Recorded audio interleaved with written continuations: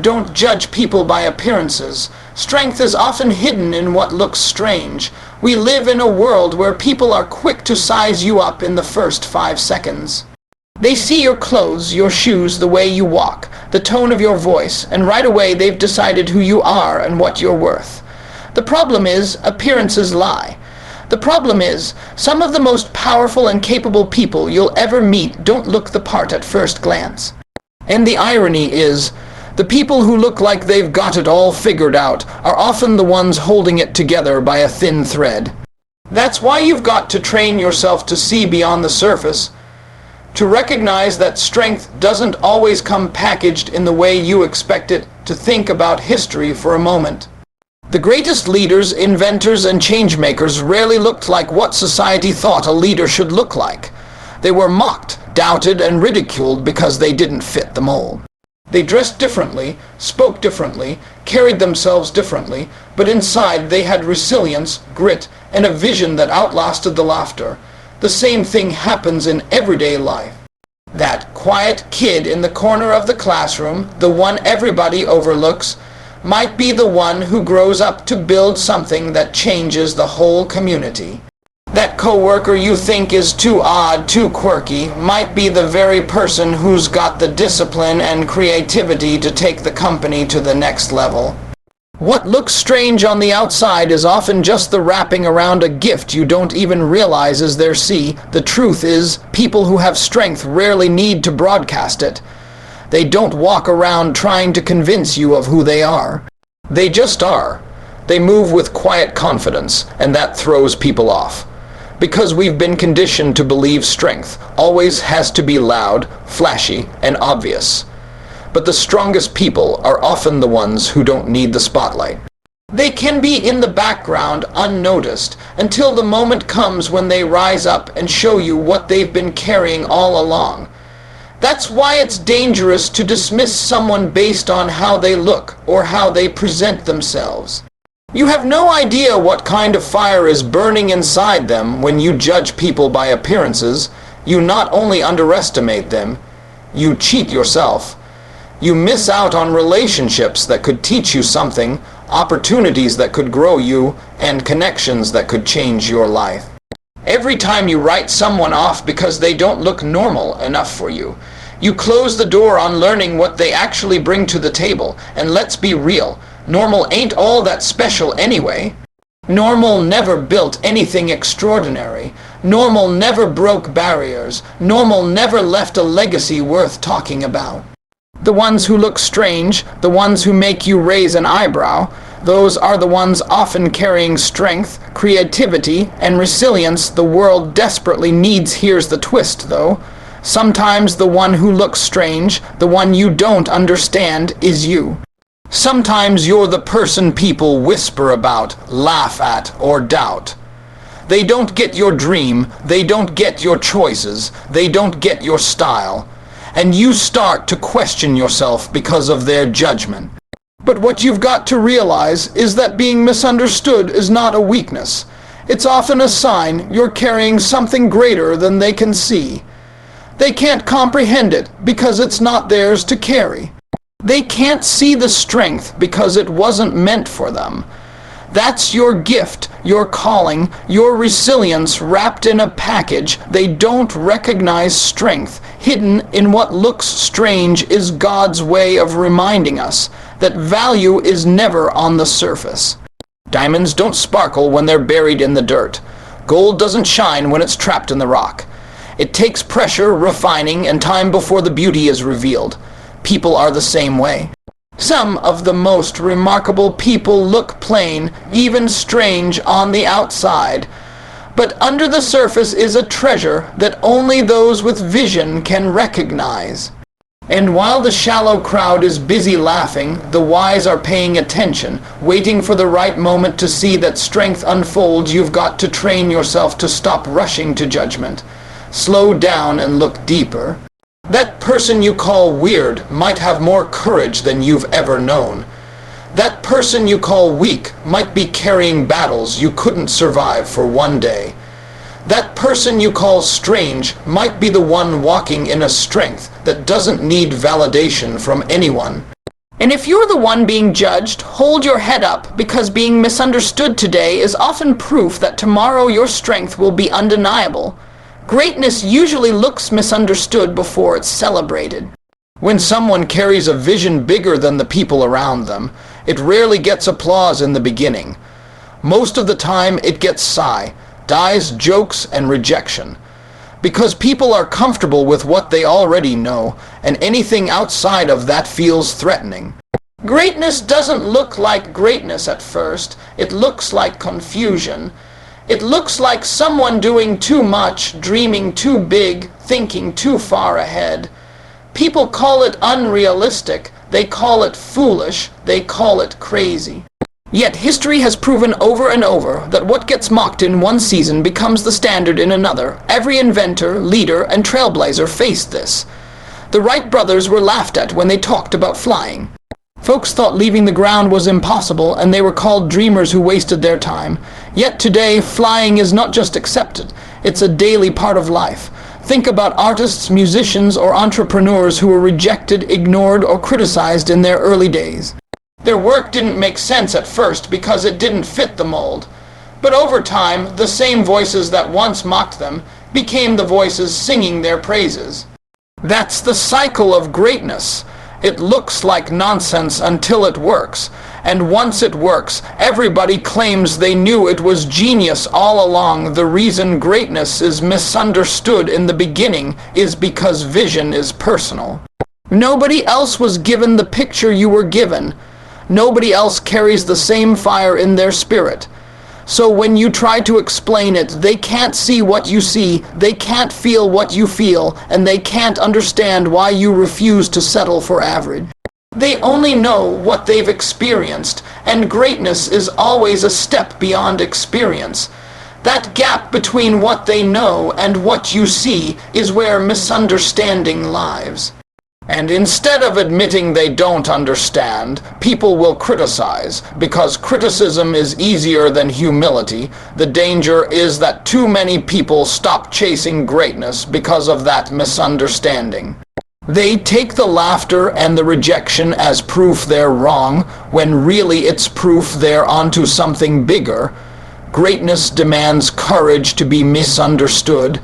It demands the strength to walk alone, to look foolish, to stand out in a crowd of copycats. Because what makes greatness different is what makes it powerful. If it blended in, it wouldn't be great. It would just be common, and common doesn't scare people. Common doesn't stretch people. Common doesn't change anything. Only greatness does, and that's why greatness will always meet resistance before it meets recognition. You've got to remember that celebration comes late. People don't throw parties for you at the beginning of your dream.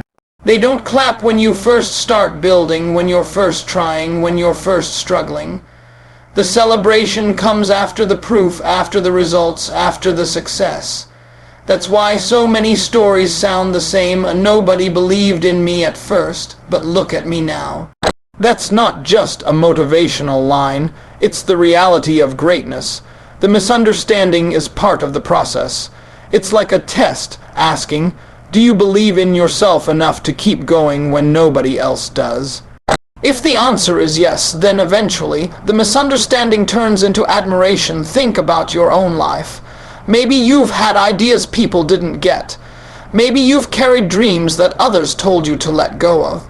Maybe you've been laughed at, doubted, or ignored. That doesn't mean your dream is worthless. It might mean it's priceless. The bigger your vision, the fewer people will understand it. That's not a sign to quit. That's a sign to push harder. Because if they don't understand today, that's okay. One day they'll look back and realize you were simply ahead of your time, and when they finally catch up, what they once rejected will be the very thing they celebrate. Greatness is never easy in the beginning. It comes with lonely nights, with moments of self-doubt, with conversations where you feel like you're speaking a foreign language. But those struggles are what shape you. They build the resilience you'll need when the celebration finally comes. Because the celebration isn't just about applause, it's about validation, that you didn't give up when it was hardest. It's about proving to yourself that the misunderstanding didn't break you, it built you. And when that moment comes, the same people who once doubted you will rewrite their stories. They'll say they always knew you had it. They'll say they always supported you. They'll act like they were in your corner from day one. That's the funny thing about greatness. Once it's celebrated, everybody wants to be connected to it. Even if they never understood it in the first place, confidence and discipline command respect more than clothes or title. You can walk into a room dressed in the sharpest suit, wearing the most expensive watch, or flashing the fanciest car keys. But none of that will matter if you don't carry yourself with a presence that demands attention. Clothes can impress, titles can introduce, but confidence and discipline are what make people stop, listen, and respect you. Because at the end of the day, people don't just respond to what they see on the outside, they respond to the energy and consistency you bring. Think about it. You've probably met people who looked the part perfectly. They had the title, the position, the status, maybe even the money, but the moment they opened their mouth, all that illusion fell apart. Why? Because you can't fake confidence for long, and you can't pretend discipline when the pressure is on. Respect is not given to the one who looks good. It's given to the one who backs it up with who they really are. People may notice your appearance for a moment, but they will remember your strength, your work ethic, and yourself. Belief long after they forget the clothes you wore. Confidence is not arrogance. It's not walking in and thinking you're better than everybody else. Real confidence is walking in and not needing to compare yourself to anybody else. It's knowing who you are, knowing what you bring, and not shrinking back because of somebody else's shine. That kind of confidence is magnetic. People are drawn to it because it's rare. Most people are too busy hiding, doubting, or pretending. When they meet someone who is secure in themselves, they can't help but respect it. And here's the thing. Confidence doesn't come from titles, because titles can be taken away. Confidence doesn't come from clothes, because styles change and fade. Confidence comes from within, from knowing your value even when the outside trappings are stripped away, but confidence alone isn't enough. Discipline is what sustains it. Discipline is the backbone of respect, because it proves you can be trusted. Anybody can talk a good game, anybody can look the part, but discipline is what shows whether or not you can actually deliver. It's the difference between a moment of attention and a lifetime of respect. Discipline is what makes people watch you, because they see you do the things you said you would do over and over, even when nobody's watching.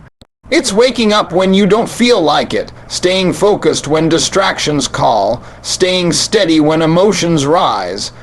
That's the kind of character that makes people stand in awe, because they know how rare it is when confidence and discipline come together. It's unstoppable.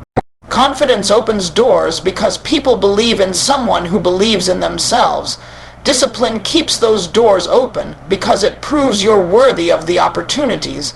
That combination doesn't need the shine of material things to speak for it. You could be in simple clothes with no fancy title, and still be the most respected person in the room because you carry a power that can't be bought. Respect like that isn't loud. It doesn't have to announce itself. It just is, and everyone can feel it. Too many people chase the surface things, thinking that will earn them the respect they crave. They think if they buy the right car, wear the right brand, or attach the right title to their name, that's enough. But respect built on surface things is fragile. Lose the car, lose the title, lose the clothes, and suddenly the respect is gone. But when you've built your life on confidence and discipline, nobody can take that away. Even if you lose everything else, people will still look at you and say, that person is solid, that person can handle it, that person is worth following. That's a level of respect that money can't purchase and appearances can't replace. The truth is, respect doesn't care about fashion trends or corner offices. Respect shows up when you walk with consistency. Respect shows up when your actions match your words.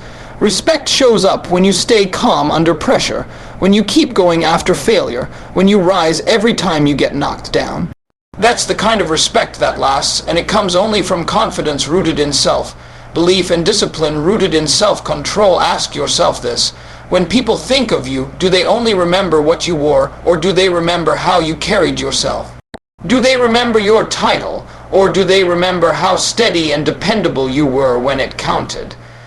The answer to that question will tell you if your life is built on the temporary respect of appearances or the lasting respect of confidence and discipline. One fades as quickly as the latest trend, the other grows stronger with every test you face. If people laugh at your vision, it means you're on the right path. The world has never been kind to dreamers in the beginning. Every new idea, every bold pursuit, every radical shift in thinking has always been met with resistance, doubt, and laughter. That's because people are most comfortable with what already exists. They understand what they can see, touch, and explain, but vision is something invisible, something only you can see clearly. So when you start talking about it, when you start moving toward it, don't be surprised when people roll their eyes, chuckle, or call you crazy. Their laughter isn't proof that you're wrong. It's proof that you're stepping into territory bigger than their imagination. Think about all the people history celebrates today. They were ridiculed first. Inventors who dared to imagine machines that could fly were mocked for trying to defy nature. Entrepreneurs who said they could connect the world with technology were dismissed as dreamers wasting their time. Artists who painted, wrote, or performed in ways no one had ever seen before were criticized for being strange or irrelevant. Yet the very things that were laughed at became the breakthroughs that shaped generations. The pattern is undeniable. Laughter comes before legacy. What seems ridiculous now will one day seem obvious to everyone, but only after someone had the courage to endure the laughter and keep moving forward. The reason people laugh is because vision exposes their limitations. Your dream confronts their comfort zone. It forces them to face the fact that they never thought that big, never dared that far, never believed in possibilities beyond what's already in front of them. Laughter is often a defense mechanism, a way for people to mask their own fear or insecurity.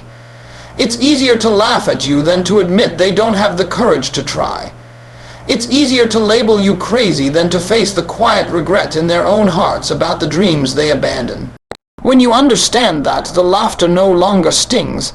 It becomes confirmation that you're carrying something rare. What you have to realize is that vision was given to you, not them. They weren't meant to see it because it's not their assignment. Expecting them to understand what was planted in your spirit is like expecting someone to know the ending of a book they've never read. They don't have the pages you have. They don't see the picture you see. And because of that, they respond with disbelief.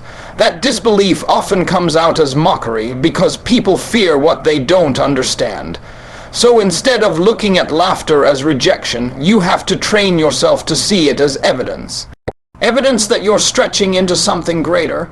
Evidence that you're walking where few people have walked before. Every laugh you hear should push you further. If nobody's laughing, it might mean your vision isn't big enough. If everyone instantly agrees with your dream, it's probably too safe, too ordinary, too close to what's already been done. Great visions sound unreasonable, even impossible, until they're accomplished. That's what makes them great. They challenge the limits of belief. They disrupt the patterns of normal. They force people to expand their thinking, and expansion is always uncomfortable at first. People resist it until they see the results. Then, and only then, does the laughter turn into applause. That's why you can't let laughter discourage you. It's part of the process, part of the journey every visionary must endure, but let's be honest, it doesn't always feel good. Being laughed at can hurt. It can make you second. Guess yourself, question your worth, and wonder if maybe you are crazy. That's when discipline and faith matter most. You have to hold on to the vision tighter than the approval of people. You have to believe in it even when nobody else does. Because the truth is, the people laughing now are often the same people who will one day ask how you did it. The ones who mocked you will turn into the ones quoting you. The ones who dismissed you will be the ones wishing they had supported you earlier. That reversal only happens if you refuse to quit when the laughter comes, so when you share your dream and hear snickers, when you take a step and hear whispers, when you stand tall and feel the weight of people doubting you. Remember this. Laughter is not your enemy, it's your confirmation. It means you dared to see what they couldn't. It means you're walking a road most people are too afraid to travel. And it means that if you keep pushing, one day that laughter will be replaced by clapping, cheering, and respect you didn't even know you could earn. The one they doubt today will be the one they admire tomorrow. Doubt is almost always the first response people give when they can't see the future you see. They measure you by your current circumstances, by your current resources, by your current situation, and they assume that's all you'll ever be. They don't take into account your determination, your growth, your willingness to push past obstacles and fight for something greater. To them, you are just what you are right now, nothing more. But what they fail to understand is that today is not the final chapter of your story. What you are right now is only a glimpse, and if you keep moving forward, the very ones who dismissed you will be forced to recognize the strength and greatness you've built. That's how life works. People are quick to doubt, but slow to believe. They doubt because it's safer. If they don't believe in you and you fail, they feel right. If they don't believe in you and you succeed, they can always claim they knew you had it in you later on. Doubt is their protection, but for you it's fuel. Every word of disbelief, every smirk, every whisper becomes proof that you're chasing something they can't grasp. And when you hold on through that doubt, when you refuse to let their opinions define you, your growth becomes undeniable. The same mouths that once said you'll never make it will one day say, I always knew you could. That's the irony of doubt. It often turns into admiration once success arrives. Think about how many stories follow this same pattern. The musician told they'd never be heard beyond their neighborhood ends up filling arenas. The entrepreneur laughed at for a crazy idea ends up building a company worth millions. The student nobody believed in ends up leading movements or writing books that inspire the world. What do these stories have in common? They all started with doubt. They all faced rejection, mockery, and disbelief. Yet in the end, those voices of doubt didn't stop them.